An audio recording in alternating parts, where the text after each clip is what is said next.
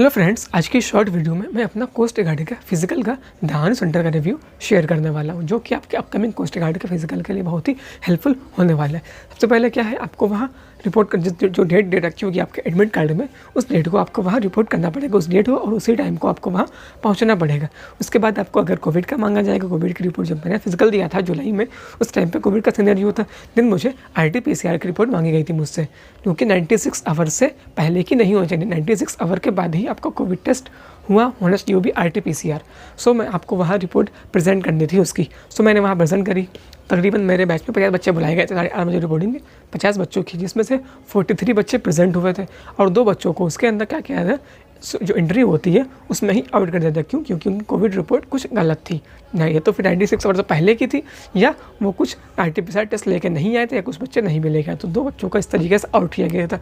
जो आपको RT-PCR report लेके जानी पड़ती, वो उसका प्रिंट निकलवाना पड़ता है आपको, विदाउट प्रिंट आपको अलाउ नहीं करते। सो आपको उसका प्रिंट निकलवाना रहता है, क्योंकि वहाँ वो लोग QR कोड होता है उसको स्कैन करते हैं। सो ये चीज़ आपको कर लेनी, जो एडमिट कार्ड में लिखा है उस तरीके से आपको फॉलो करना है। यानी कि एडमिट कार्ड के इंस्ट्रक्शन जो लिखे होते हैं उसको आपको पूरी तरीके से फॉलो करना है। हर चीज़ इंस्ट्रक्शन जो लिखा हो उस तरीके से पूरा आपको फॉलो करनी होती है। नंबर 1 चीज़।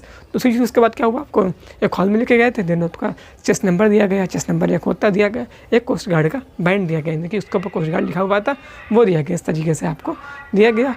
उसके बाद सभी बच्चों को एक बाहर निकालिएगा, हॉल से बाहर लेके आए, ट्रैक के ऊपर लेके आए, यानी कि जो हमारा वहाँ ट्रैक था, जो कि आपको पता है 1600 मीटर का होता है, जो कि आपको 7 मिनट में कंप्लीट करनी पड़ती है।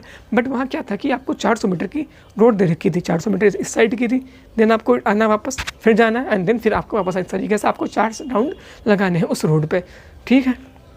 लेकिन वहाँ पे 50 बच्चे थे, करीब 41 बच्चे बचे हुए थे, लास्ट बचे थे, उसमें से सभी बच्चों को 10-10 बच्चों के ग्रुप में बांट दिया। क्योंकि ऐसा क्यों किया था? क्योंकि वहाँ उस टाइम पे कोविड का सिनेरियो था, इसलिए उन्होंने 10-10 बच्चों के ग्रुप में बांट दिया। 10 बच्चे पहले रनिंग करने गए, रनिंग करके आए, तुरंत ही उसके बाद आपको पुशअप लगाने पड़े थे।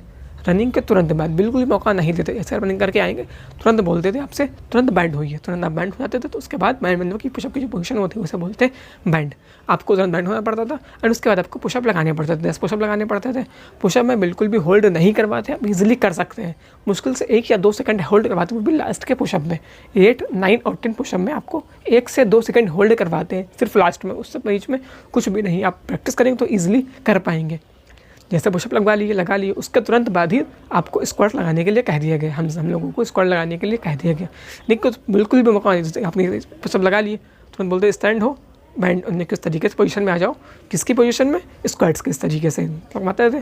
आप इजीली भी 20 स्क्वाट्स आप लगा सकते हैं अगर आप प्रैक्टिस करेंगे, इजीली कर सकते। हर बच्चे ने ले लेंगे, कुछ बच्चे थोड़े फाइटी होते हैं, वो नहीं कर पाते हैं, वो कुछ बच्चे उसमें आउट भी हो गए थे, तकरीबन 10 to 12 बच्चे आउट भी हो गए थे, क्योंकि 41 बच्चे प्रेजेंट हुए थे, 2 आउट बाद में होते, तो 41 बचे तो उसमें से करीब 28 ही लास्ट में बचे थे।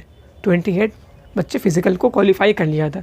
सो आपको प्रैक्टिस कर बहुत ज़रूरी है। अगर आप प्रैक्टिस अभी से स्टार्ट कर देंगे, सो आप इजीली कर पाएंगे। उसके बाद क्या हुआ, डॉक्यूमेंटेशन हुआ, आप 10th 12th की मार्कशीट, कास्ट सर्टिफिकेट, इस तरीके से चेक हुआ, आधार कार्ड। इसमें से 2 बच्चों को आउट भी, डॉक्यूमेंटेशन में 2 बच्चों को आउट भी कर दिया था।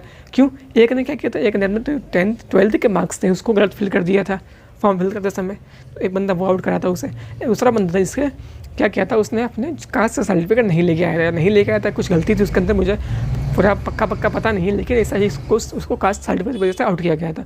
सो 2 बच्चे आउट गए थे 28 में से, सो लास्ट में 26 सेलेक्ट हो गए थे। सो आप इजीली कर पाएंगे, अगर सेंटर आप कहीं और भी आता तब भी आप इजीली कर पाएंगे। बस आपको चाहिए क्या है, प्रैक्टिस की ज़रूरत है। प्रैक्टिस कर लीजिए, अगर मौका आपके पास, आप इजीली रनिंग निकाल लेंगे, पुशअप भी कर लेंगे और स्क्वाट्स भी लगा लेंगे। मेन चीज़ ध्यान क्या रखनी है आपको, रनिंग के तुरंत बाद पुशअप लगाने और रनिंग के तुरंत बाद पुशअप के तुरंत बाद आपको स्क्वाट्स लगाने की प्रैक्टिस करनी है। अगर वीडियो आपको हेल्पफुल लगे तो वीडियो को लाइक कर दीजिएगा। मेरा भी एक यूट्यूब चैनल है फैज़ लर्निंग पोर्ट के नाम से, उसको भी आप लोग सब्सक्राइब कर लीजिएगा। सर्च करिएगा यूट्यूब पे फैज़ लर्निंग पोर्ट। मैं वहाँ आपको बहुत ही इंफॉर्मेटिव वीडियोस प्रोवाइड करवाता रहता हूँ। सो वीडियो को शेयर भी कर दीजिएगा दोस्तों के साथ। सो देखने के लिए वीडियो, थैंक यू।